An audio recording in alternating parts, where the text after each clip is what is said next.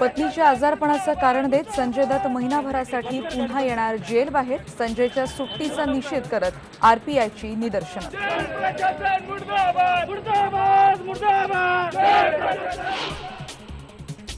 तुळजापूर सोलापूर रस्त्यावर शालेय सहलीच्या बसला भीषण अपघात, 6 विद्यार्थी आणि एका ड्रायव्हरचा मृत्यू।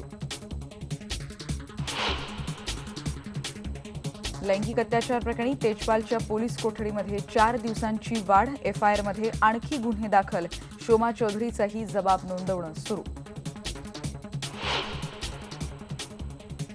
डॉक्टर नरेंद्र दाभोलकर खून प्रकरणी गोव्यातून 2 संशयित ताब्यात, तर दाभोलकर कुटुंबियांना धमकीचं पत्र।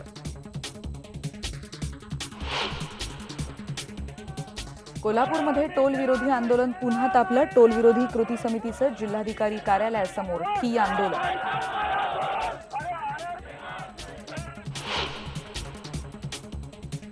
दिल्लीमध्ये भाजपला एक हाती सत्ता मिळण्याची शक्यता, काँग्रेसला 3ऱ्या नंबरवर टाकून आम आदमी पार्टीही करणार दिमागदार पदार्पण, आयबीएन नेटवर्क, सीएसडीएस आणि द वीकचा मतदानानंतरचा सर्व्हे।